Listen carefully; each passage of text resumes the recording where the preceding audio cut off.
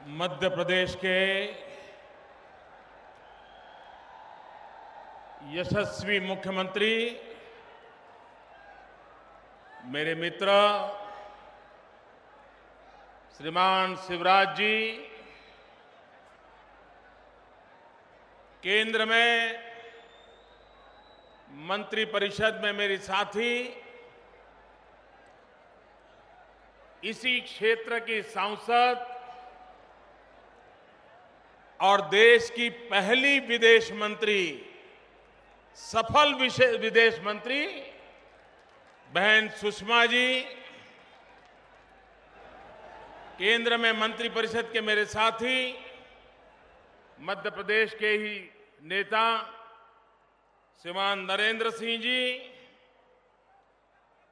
केंद्र में मेरे मंत्रिपरिषद के साथी, इसी धरती के संतान श्रीमान थावरचंद जी, और पूरे देश में कृषि क्रांति लाने के लिए अहर्निश पुरुषार्थ कर रहे किसान पुत्र और देश के कृषि मंत्री श्रीमान राधा मोहन सिंह जी, राज्य सरकार के कृषि मंत्री श्रीमान गौरीशंकर जी, श्रीमान रामपाल सिंह जी, सांसद श्रीमान नंद कुमार जी और विशाल संख्या में पधारे हुए मेरे प्यारे किसान भाइयों और बहनों,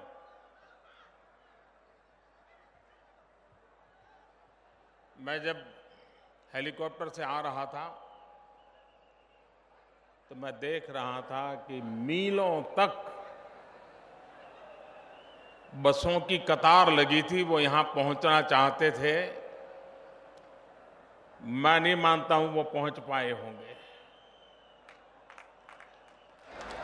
जो मेरे किसान भाई बहन यहां 5 किलोमीटर 10 किलोमीटर दूरी पर अटक गए हैं, उनको भी मैं यहां से नमन करता हूं।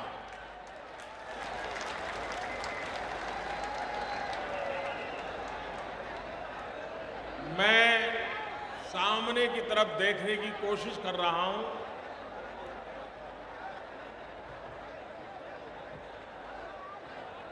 लोग ही लोग नजर आ रहे हैं।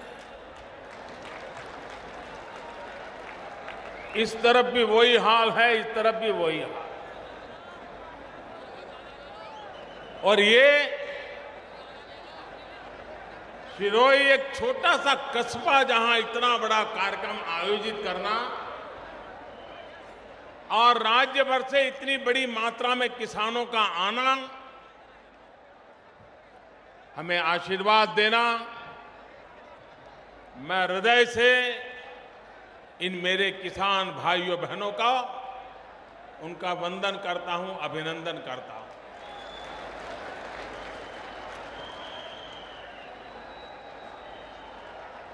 मैं आज विशेष रूप से मध्य प्रदेश के किसानों का दर्शन करने के लिए आया हूं। मध्य प्रदेश के किसानों को नमन करने के लिए आया हूं, उनका अभिनंदन करने के लिए आया हूं।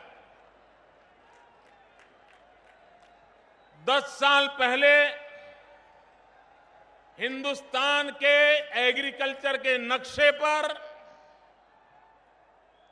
मध्य प्रदेश का नामो निशान नहीं था। कृषि क्षेत्र में योगदान करने वाले राज्यों में पंजाब, हरियाणा, गंगा यमुना के तट या कृष्ण गोदावरी के तट, यही इलाके हिंदुस्तान में कृषि क्षेत्र के इलाके माने जाते थे।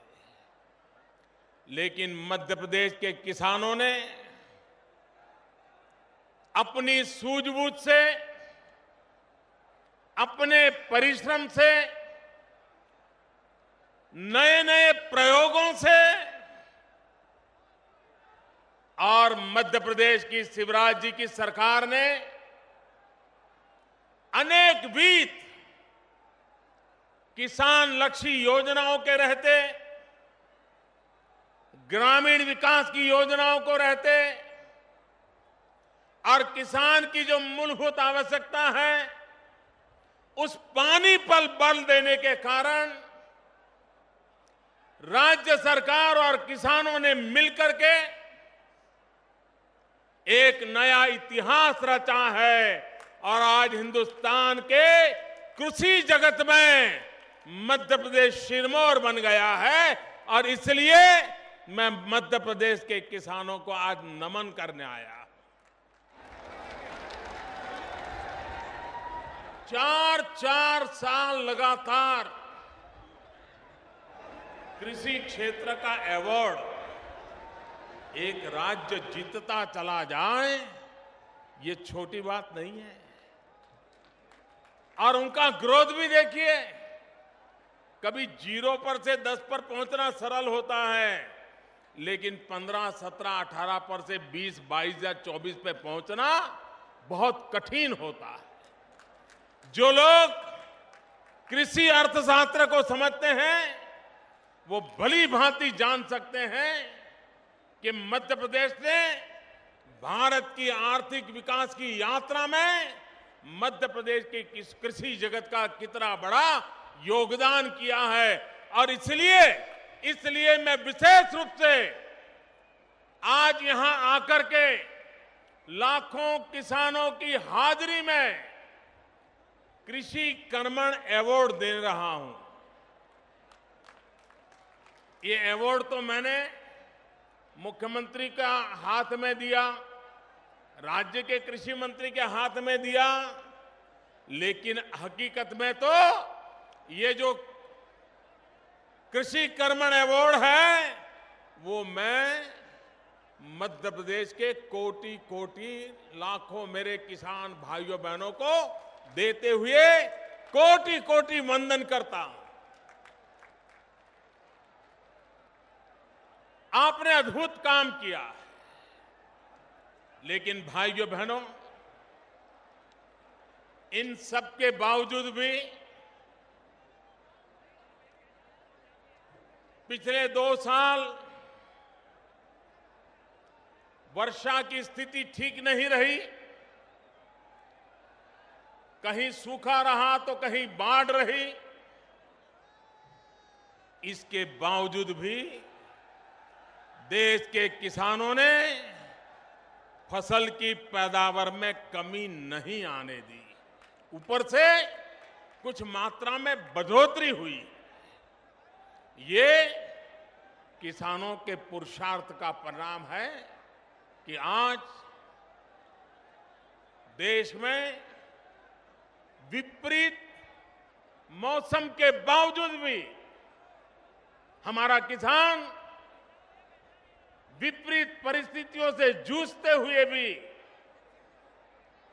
देश के अन्न के भंडार भरने में कोई कमी नहीं रखता है। आज मेरा यहां आने का एक और कारण है कि संपूर्ण देश के किसानों के लिए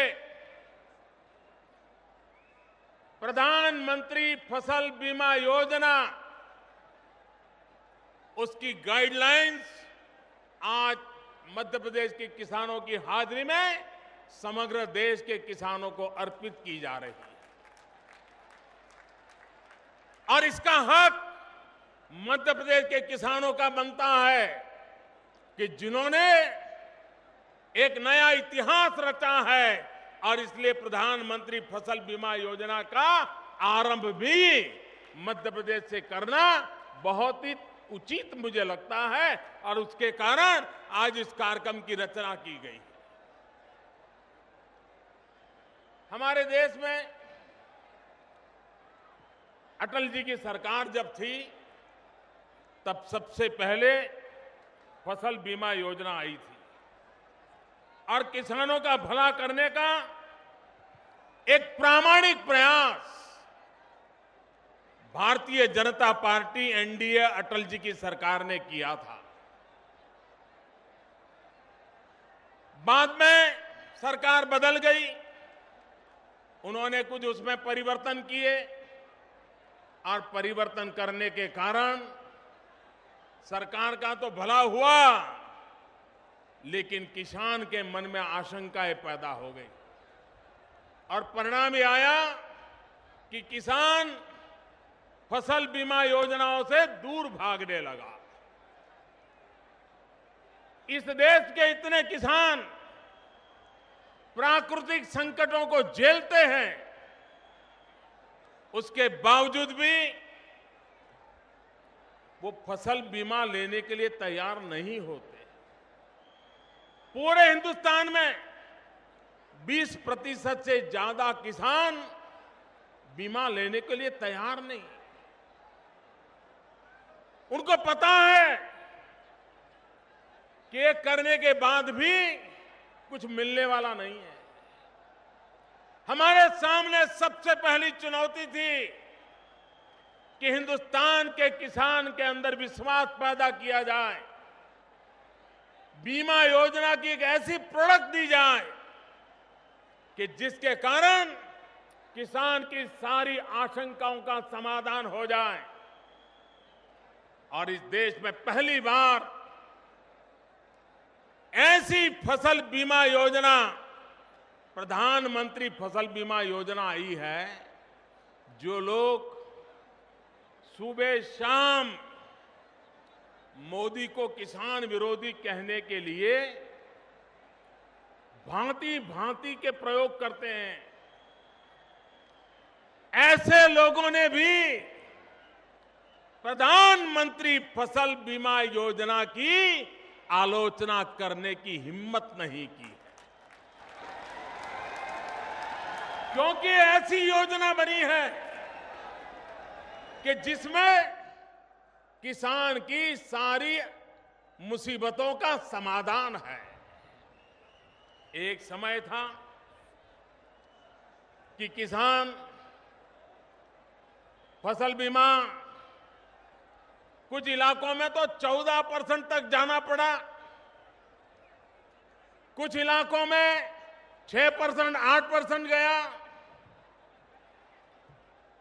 बीमा कंपनियां तय करती थी, मजबूरी का फायदा उठाती थी।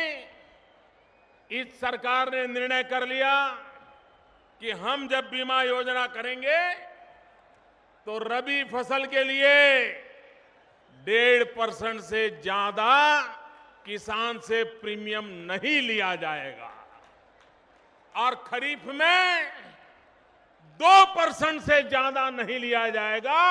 कहां 12-14% तक लूटा जाता था और कहां 2% का कैप लगा दिया गया। उन्होंने क्या किया था? भुगतान के ऊपर कैप लगा दिया था, एक दीवार लगा दी थी कि इससे ज्यादा भुगतान नहीं होगा। हमने प्रीमियम पर तो कैप लगा दी, लेकिन किसान को जब मिलने की नौबत आएगी उस पर कोई कैप नहीं रहेगी। जितना बीमा उतराएगा उतना ही पैसा उसका हक बनेगा और उसको देने का काम हो। ये बहुत बड़ा निर्णय है। और एक बात की, आज स्थिति ऐसी है कि एक गांव में अगर 100 किसान हैं, 80 किसान बीमा योजना से जुड़ते नहीं हैं, सिर्फ 20 किसान जुड़ते हैं। और फसल का नुकसान भी 12, 15, 25 गांवों के बीच में क्या स्थिति है उसका हिसाब लगाया जाता था। हमने इस बार निर्णय किया, अकेला एक किसान होगा गांव में और मान लीजिए उसी की खेत में मुसीबत आ गई, ओले गिर गए, पानी का भराव हो गया, भूस्खलन हो गया, तो अगल बगल में क्या हुआ है वो नहीं देखा जाएगा। जिस किसान का नुकसान हुआ है, बीमा योजना का लाभ वो अकेला होगा तो भी उसको मिलेगा। ये बड़ा ऐतिहासिक निर्णय किया। पहले की योजना में, फसल बीमा में अगर बारिश हुई नहीं तो फिर किसान मेहनत नहीं करता था, बीज खराब नहीं करता था, वो जाता ही नहीं था खेत में, क्योंकि मालूम था कि भाई कुछ होना ही नहीं है तो क्यों जाओ। ऐसी स्थिति में किसान क्या करेगा? बीज बोने के बाद फसल खराब हो तब तो बीमा हो सकता था। ये ऐसी बीमा योजना है कि अगर बारिश नहीं हुई है और उसके कारण किसान ने बोनी नहीं की है तो भी उसको कुछ मात्रा में मदद देने का प्रयास इस बीमा योजना से होगा। इस बीमा योजना के तहत एक और महत्वपूर्ण निर्णय किया कि एक बार फसल काट दी, तब तक मौसम अच्छी थी, सब अच्छा था, खेत के अंदर फसल के ढेर लगे हुए हैं और अचानक बारिश आ गई। फसल काटने के बाद बारिश आ गई। हिंदुस्तान की कोई बीमा कंपनी उसके लिए किसान की मुसीबत को देखने के लिए तैयार नहीं थी। पहली बार हिंदुस्तान में ऐसा निर्णय किया गया है कि फसल काटने के बाद अगर खेत में ढेर पड़ा है और 14 दिन के भीतर भीतर अगर बारिश आ गई, ओले गिर गए और अगर वो फसल बर्बाद हुई तो उसका भी बीमा दिया जाएगा, उसके लिए भी किसान को भुगतान की जाएगा। भाइयों बहनों, पहले बीमा लेते थे तो बीमा मंजूर होने में 4-4 सीजन चली जाती थी, निर्णय नहीं होता था। बीमा कंपनी, सरकार और किसान के बीच कागज ही चलते रहते थे। हमने निर्णय किया है कि टेक्नोलॉजी का उपयोग किया जाए, तत्काल सर्वे करने में टेक्नोलॉजी का उपयोग किया जाएगा और 25% राशि उसको तत्काल दी जाएगी और बाकी प्रक्रिया कम से कम समय में पूर्ण करके किसान को दी जाएगी। भाइयों बहनों, इससे बड़ी गारंटी, रिस्क लेने की गारंटी कभी भी नहीं हो सकती है, ये जो किसानों ने करके दिखाया है। भाइयों बहनों, मेरी एक अपेक्षा है, प्लीज, मेरी एक अपेक्षा है। आजादी के इतने साल हो गए, किसान का बीमा पर विश्वास नहीं रहा है। मुझे आपकी मदद चाहिए। आप बीमा योजना पर विश्वास करें, एक बार प्रयोग करके देखें। और आज 20% से ज्यादा लोग बीमा नहीं लेते। क्या हिंदुस्तान के 50% किसान बीमा योजना में जुड़ने को, आगे आने को तैयार है? जितने ज्यादा किसान जुड़ेंगे इतना सरकार की तिजोरी पर बोझ बढ़ने वाला है। जितने ज्यादा किसान बीमा लेंगे सरकार की तिजोरी से उतना पैसा ज्यादा जाने वाला है। उसके बावजूद भी मैं किसानों से आग्रह करता हूं कि आप इस बीमा योजना के साथ जुड़िए। हिंदुस्तान में पहली बार किसानों की भलाई के लिए इतनी बड़ी योजना लाई गई है और एक बार किसान इस योजना से जुड़ गया, किसान इस योजना से जुड़ गया तो आने वाले दिनों में प्राकृतिक संकट किसान को कभी डुला नहीं पाएंगे, हिला नहीं पाएंगे, डरा नहीं पाएंगे। सरकार उसके साथ कंधे से कंधा मिलाकर के खड़ी रहेगी। भाइयों बहनों, हमारे देश में कोई वर्ष ऐसा नहीं होता है कि जब देश के किसी न किसी इलाके में प्राकृतिक आपदा ना आई हो और किसानों को भयंकर नुकसान होता है, किसी न किसी इलाके में होता ही हो। लेकिन पहले नियम ऐसे थे कि अगर उस इलाके में 50% से ज्यादा नुकसान हुआ होगा तब जाकर के सरकार वहां पर हिसाब किताब शुरू करेगी।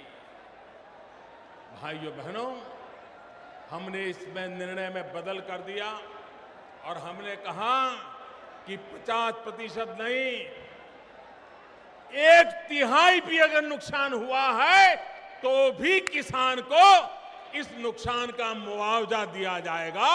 ये बहुत बड़ा ऐतिहासिक निर्णय किया। पहले किसान को जो मुआवजा दिया जाता था, इसको करीब करीब 3 गुना कर दिया गया। भाइयों बहनों, किसान का कल्याण कैसे हो, किसान के जीवन को कैसे बदला जाए, गांव की आर्थिक स्थिति में कैसे बदलाव लाया जाए, उन बातों को प्राथमिकता देते हुए ये सरकार ने इन कामों को आगे बढ़ाया। सरकार ने एक नया और काम लिया है। हमारे देश में आधुनिक कृषि की तरफ हम जाना चाहते हैं। हम कृषि जगत में टेक्नोलॉजी लाना चाहते हैं। हम हमारे एग्रीकल्चर सेक्टर को मैकेनाइज करना चाहते हैं। लेकिन साथ साथ हमारी सदियों के जो अनुभव है, हमारे किसान के पास जो बुद्धि धन है, जो परंपरागत नॉलेज है, इसको भुलाया नहीं जा सकता। देश का सबसे बड़ा नुकसान हुआ है कि हमने नया तो ला नहीं पाए और पुराना छोड़ दिया। और इसलिए मैं विशेष रूप से हमारे कृषि मंत्री राधा मोहन सिंह जी को बधाई देना चाहता हूं। ये उनकी कल्पना थी कि परंपरागत जो कृषि है, जो प्रोग्रेसिव फार्मर्स हैं, उनके अनुभवों का भी लाभ लिया जाए और आधुनिक विज्ञान और परंपरागत कृषि, इन दोनों का मेल किया जाए। और उस काम के लिए हमारे कृषि मंत्री बहुत बड़ा योगदान दे रहे हैं। भाइयों बहनों, हमारा किसान मेहनत करता है, फसल पैदा करता है, लेकिन उसको दाम नहीं मिलता। इतना बड़ा देश है, एक ही फसल एक जगह पर भाव गिर जाते हैं तो दूसरी जगह पर भाव ज्यादा होते हैं, दाम ज्यादा होते हैं।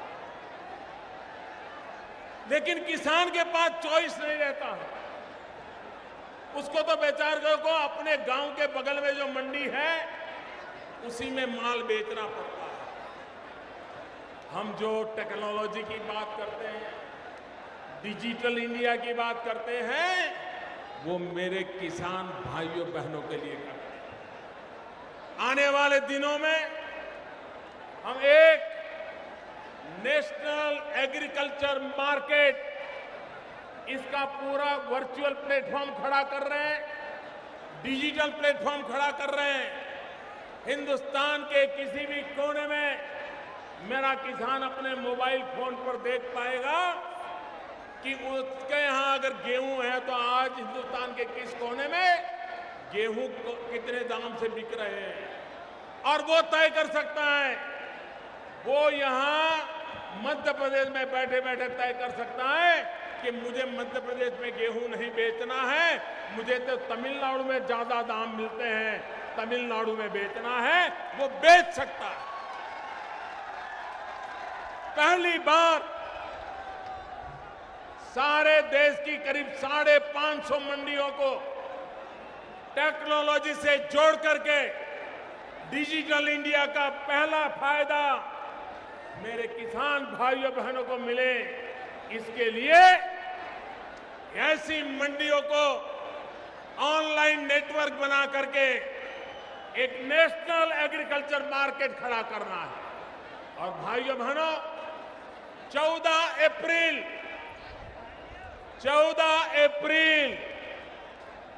भीमराव डॉक्टर बाबा साहब आंबेडकर की जन्म जयंती।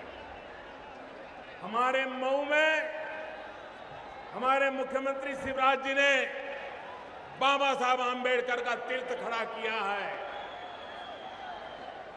उस 14 अप्रैल बाबा साहब आम्बेडकर की जयंती के दिन हम हिंदुस्तान में ये नेशनल एग्रीकल्चर मार्केट का ऑनलाइन प्रारंभ करेंगे, उसकी शुभ शुरुआत कर देंगे। भाइयों बहनों,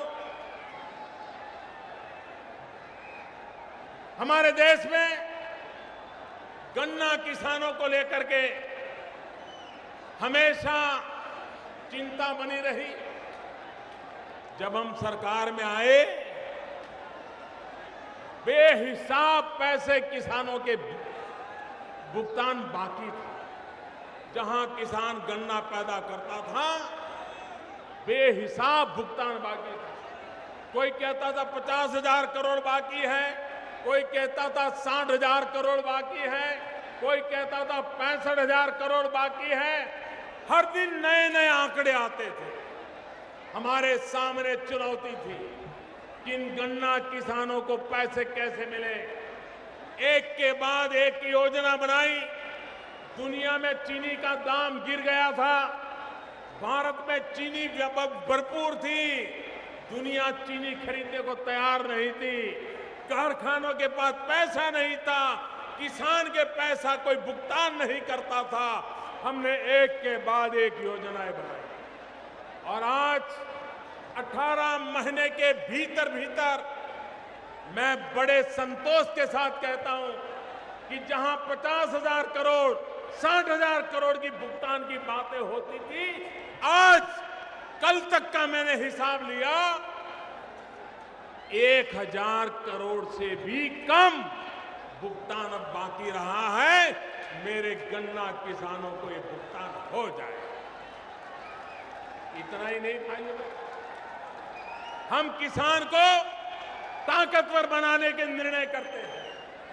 गन्ना किसान चीनी के कारखानेदारों की इच्छा पर जिंदा या मरा, ये अवस्था ठीक नहीं है।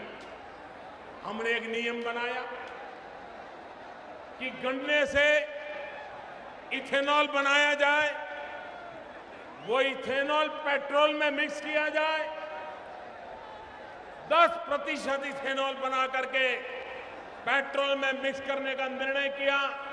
देश को जो खाड़ी से तेल लाना पड़ता है, मेरे हिंदुस्तान का गन्ना किसान झाड़ी से तेल पैदा करेगा। खाड़ी के तेल के सामने मेरा झाड़ी का तेल काम आएगा और वो पर्यावरण की दृष्टि से उत्तम होगा, आर्थिक दृष्टि से देश का भला करने वाला होगा और किसान को गन्ना ज्यादा पैदा हो गया तो जो मुसीबत में फंसना पड़ता था उससे वो बाहर आ जाएगा। चीनी के लिए एक्सपोर्ट के लिए योजनाएं बनाई, इंपोर्ट कम करने के लिए योजना बनाई, ब्राउन चीनी जो होती है उसके लिए योजना बनाई। भारतीय जनता पार्टी की सरकारें जब भी आती है, किसानों का कल्याण ये उनकी प्राथमिकता रहती है, उनकी प्राथमिकता रहती है। और उसी का परिणाम है कि मध्य प्रदेश ने एक नया विक्रम कर दिया। गुजरात जो रेगिस्तान है, वहां के किसानों ने कमाल करके दिखाई। भाइयों बहनों, आज कृषि क्षेत्र में अनेक नए प्रयास, नए प्रयोगों की आवश्यकता है, नए इनोवेशन होने चाहिए। हमने एक startup India, stand up India का अभियान चलाया है, लेकिन ये startup India, stand up India ये सिर्फ इंफॉर्मेशन टेक्नोलॉजी के लिए नहीं है। ये कोई औजार बनाने के लिए startup India, stand up India नहीं है। कृषि क्षेत्र में भी startup India, stand up India का काम हो सकता है। मैं नौजवानों से आग्रह करता हूं, एक बहुत बड़ा अवसर हमारे सामने है। हम कृषि क्षेत्र में नए नए आविष्कार करें, नए नए साधनों को बनाएं, नई नई टेक्नोलॉजी का इनोवेशन करें, किसानों के लिए करें, फसल के लिए करें, पशुपालन के लिए करें, मत्स्य उद्योग के लिए करें, डेयरी फार्मिंग के लिए करें, पोल्ट्री फार्मिंग के लिए करें। और स्टार्टअप योजना का लाभ उठाए, ये हमारे किसानों की नई ताकत बनेगी। आज हमारा किसान अगर ऑर्गेनिक फार्मिंग में जाता है तो दुनिया में उसको एक नया मार्केट मिलेगा। हिंदुस्तान का सिक्किम प्रदेश देश का पहला ऑर्गेनिक स्टेट बना है, देश का पहला ऑर्गेनिक स्टेट बना है भाइयों। और पूरा नॉर्थ ईस्ट, नागालैंड हो, मिजोरम हो, मेघालय हो, ये सारा इलाका वो दुनिया का ऑर्गेनिक कैपिटल बनने की ताकत रखता है। इस काम पर हमने बल दिया है। हमारी एक इच्छा है, प्रधानमंत्री कृषि सिंचाई योजना, हिंदुस्तान के किसान को अगर पानी मिल जाए तो मेरे किसान में वो दम है, वो मिट्टी में से सोना पैदा कर सकता है। और इसलिए दिल्ली में हमारी सरकार ने सर्वाधिक बजट कृषि सिंचाई योजना पे लगाया है और उसमें जल संचय पर बल है, जल सिंचन पर बल है, माइक्रो इरिगेशन पर बल है, पर ड्रॉप मोर क्रॉप, एक एक बूंद से अधिकतम फसल पैदा करने का इरादा लेकर के हम आगे बढ़ रहे हैं। और इसके लिए मैं शिवराज जी को विशेष अभिनंदन करता हूं। ये जो कृषि क्रांति मध्य प्रदेश में आई है, उसका मूल कारण उन्होंने सिंचाई योजना पर बल दिया, इरिगेशन पर बल दिया और कहां 12 लाख से 32 लाख पहुंचा दिया। मैं मध्य प्रदेश मुख्यमंत्री शिवराज जी और उनके नेतृत्व की टीम को बहुत बहुत बधाई देता हूं कि उन्होंने किसानों की जरूरत को समझा, उन्होंने प्राथमिकता दी और ये परिणाम आया है। पूरे देश में इसी काम को आगे बढ़ाना है। मैं आपसे आग्रह करता हूं, हम टेक्नोलॉजी का भी उपयोग करते हैं। आज सैटेलाइट के द्वारा आपके गांव में पानी कहां से कहां जा सकता है, उसका कंट्रोल प्लान आसानी से बन सकता है। गांव का पानी गांव में, ये मंत्र लेकर के हमने चलना चाहिए। बारिश में जितना भी पानी गिरे उसको रोकने का प्रबंध होना चाहिए। अगर आपको ज्यादा खर्चा नहीं करना है तो मैं आपको एक सुझाव देता हूं, मेरे किसान भाई बहन उसको करें। फर्टिलाइजर के जो खाली बैग होते हैं, सीमेंट के जो खाली बैग होते हैं, बोरे होते हैं, उसमें पत्थर और मिट्टी भर दो और जहां से पानी जाता है वहां पर पानी को रोक लो। 25-50 थैले लगा दो, पानी रुक जाएगा। 10 दिन 15 दिन में वो पानी जमीन में उतर जाएगा, जमीन के पानी के स्तर ऊपर आ जाएंगे, आपकी कृषि को बहुत फायदा होगा। पूरे मध्य प्रदेश में, पूरे हिंदुस्तान में हमारे सामान्य प्रयोगों के द्वारा हम पानी को बचाने का काम अब उठाएं।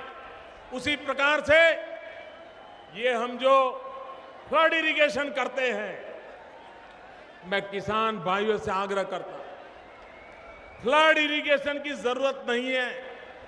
ये हमारे दिमाग में भर गया है कि खेत अगर पानी से लबालब भरा हुआ है तभी फसल पैदा होती है, ऐसा नहीं है।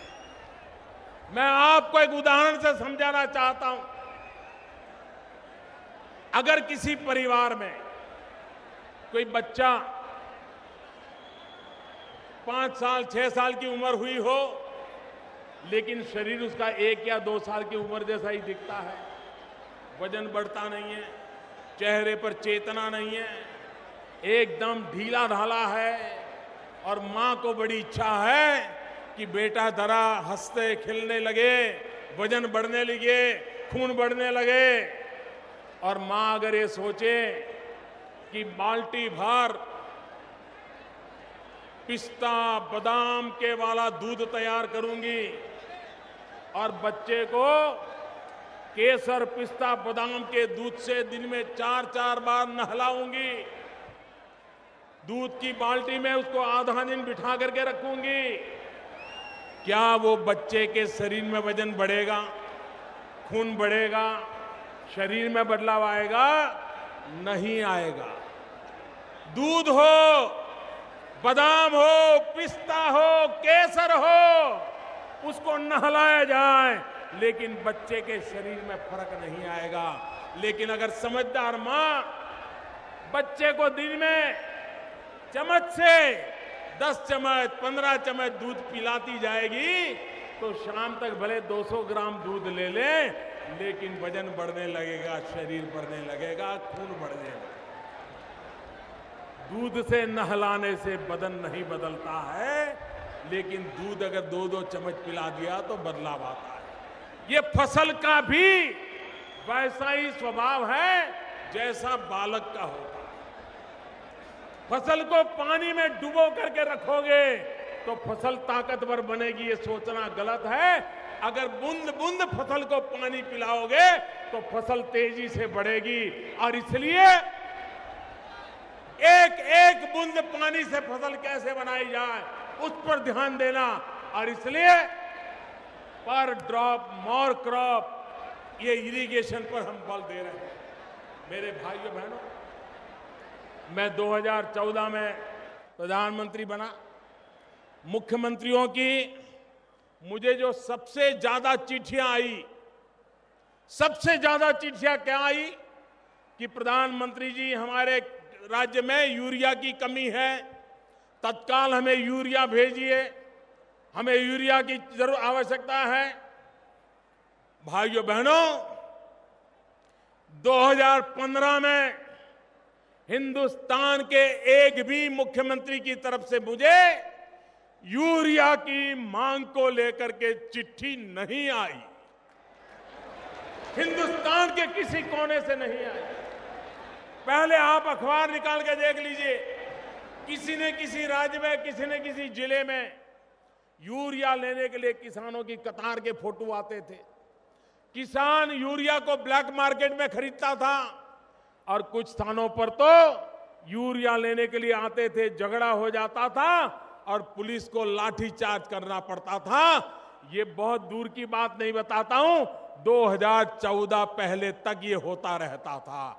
पहली बार मेरे भाइयों बहनों, हिंदुस्तान के किसान को यूरिया के लिए इंतजार नहीं करना पड़ा, मुख्यमंत्री को चिट्ठी नहीं लिखनी पड़ी, पुलिस को डंडा नहीं चलाना पड़ा, किसान को कतार में खड़ा नहीं रहना पड़ा। यह काम इस सरकार ने कर को दिखाया है भाइयों। और इतना ही नहीं, देश आजाद होने के बाद सबसे ज्यादा यूरिया की पैदावार, देश आजाद होने के बाद सबसे ज्यादा यूरिया खाद की पैदावार अगर कभी हुई है तो 2015 में हुई है भाइयों बहन। काला बाजारी बंद हो गई, बेईमानी का कारोबार बंद हो गया, किसान के हक की चीज किसान को पहुंचे, इसके लिए प्रबंध किया गया और उसके कारण यूरिया किसानों को पहुंच गया। भाइयों बहनों, हम यहीं पर अटके नहीं हैं। हमने आते ही यूरिया का उत्पादन बढ़ाने के लिए यूरिया के जो कारखाने बंद पड़े थे उसको चालू करने का फैसला किया। जहां नए कारखाने लगाने की आवश्यकता है उसको लगाने के लिए तैयार है सरकार। लेकिन साथ साथ एक और काम किया है, साथ साथ हमने एक और काम किया है, जिस काम के तहत यूरिया का नीम कोटिंग कर रहे हैं। नीम का जो पेड़ होता है उसमें से जो फल में से तेल निकलता है वो यूरिया पर वो तेल चढ़ाया जाता है, नीम का तेल। उसके कारण यूरिया की ताकत बढ़ जाती है। किसान अगर पहले 10 किलो उपयोग यूरिया लेता था तो नीम कोटिंग वाला 6 किलो 7 किलो से भी काम चल जाता है। किसान का 3-4 किलो यूरिया का पैसा बच जाता है। दूसरा, नीम कोटिंग वाला यूरिया डालने से फसल को अतिरिक्त फायदा होता है, जमीन को अतिरिक्त फायदा होता है। जमीन का जो नुकसान हुआ है उसमें से मदद करने में नीम कोटिंग यूरिया काम आता है। और तीसरा सबसे बड़ा फायदा, पहले जो यूरिया आता था वो किसानों के खेत में तो कम जाता था, केमिकल के कारखानों में चोरी होकर के चला जाता था। सब्सिडी वाला यूरिया केमिकल कंपनियों को काम आता था। अब नीम कोटिंग होने के बाद 1 ग्राम भी यूरिया खेती के सिवाय कहीं पर भी काम में नहीं आ सकता है, सिर्फ किसानों को काम आ सकता है। इतना बड़ा काम इस सरकार ने कर दिया। भाइयों बहनों, लेकिन मेरे किसानों से आग्रह है कि आप सिर्फ यूरिया के फर्टिलाइजर से मत चलिए। सरकार ने एक बहुत बड़ी योजना बनाई है। ये जो शहरों का कूड़ा कचरा है, उसमें से फर्टिलाइजर बनाना और वो भी किसानों को पहुंचाना और वो भी सस्ते में मिले, इसके लिए कुछ कंसेशन देना ताकि मेरे किसान की जमीन बर्बाद न हो जाए। भाइयों बहनों, हमने सॉइल हेल्थ कार्ड निकाला है। सारे देश के किसानों तक सॉइल हेल्थ कार्ड पहुंचाने का सपना है। अगर आप अपना ब्लड टेस्ट करवाएं और डॉक्टर कहे कि आपको डायबिटीज है, रिपोर्ट लाएं, लेकिन मिठाई खाना बंद न करें, तो उस रिपोर्ट का कोई उपयोग है क्या? कोई उपयोग नहीं। अगर आप ब्लड टेस्ट करवाते हैं, यूरिन टेस्ट करवाते हैं और रिपोर्ट आता है, तो उस रिपोर्ट की सलाह के अनुसार अगर शरीर में खान पान की आदत डालते हैं तो बीमारी कंट्रोल रहती है। जमीन का भी वैसा ही है। सॉइल हेल्थ कार्ड, हमारी जमीन की तबीयत कैसी है, कहीं हमारी ये भारत माता ये बीमार तो नहीं है, ये जमीन इसमें कोई नई बीमारी तो घुस नहीं गई है, ये सॉइल हेल्थ कार्ड से पता चलता है। मेरे खेत की जमीन किस पैदावार के लायक रही है। मेरे पिताजी जब जिंदा थे तब हो सकता है वो गेहूं के लिए अच्छी होगी, लेकिन इतने सालों में बर्बाद होते होते अब वो गेहूं के लायक नहीं रही है, वो दलहन के लायक हो गई है, वो तिलहन के लायक हो गई है। तो मुझे गेहूं से वहां शिफ्ट करना पड़ेगा। ये सलाह सॉइल हेल्थ कार्ड से मिलती है और इसलिए सॉइल हेल्थ कार्ड इसका भरपूर उपयोग मेरे किसान भाई बहन करें। मेरे किसान कौन सी फसल के लिए मेरी जमीन उपयुक्त है, इसके आधार पर अगर पैदावार करेंगे तो कभी किसान को रोने की नौबत नहीं आएगी। ये फसल बीमा के साथ साथ सॉइल हेल्थ कार्ड ये आपको बहुत बड़ी सुरक्षा देता है।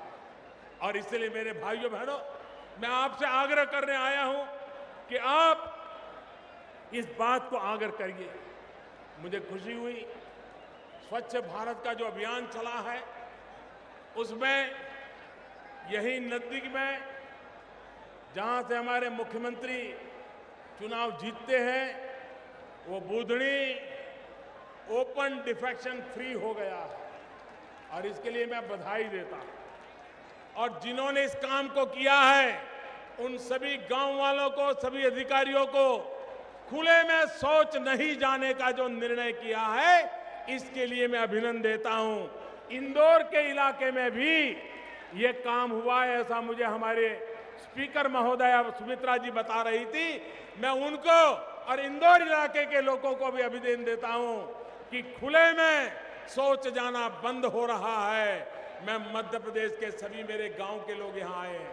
हम संकल्प करें कि हमारे गांव में हमारी बहन बेटियों को खुले में शौच नहीं जाना पड़ेगा। हम शौचालय बनाएंगे भी, शौचालय का उपयोग भी करेंगे और ये ओपन डिफेक्शन फ्री ये काम पूरा करने में मध्य प्रदेश के गांव उन्होंने बीड़ा उठाया है, जल्द से उसको पूरा करें, ये मेरी अपेक्षा है। भाइयों बहनों, क्या हम एक संकल्प कर सकते हैं क्या?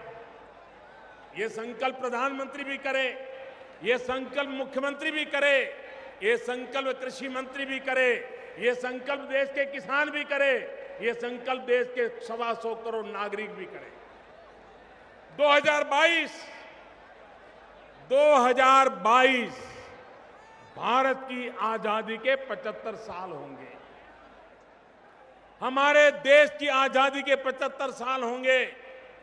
क्या हम सब मिलकर के एक संकल्प कर सकते हैं कि 2022 में जब भारत की आजादी के 75 साल होंगे, 2022 में हम जब पहुंचेंगे, हमारे किसानों की जो आय है, हमारे किसानों की जो इनकम है, वो 2022 तक हम 2 गुना करके छोड़ेंगे, 2 गुना करके छोड़ेंगे।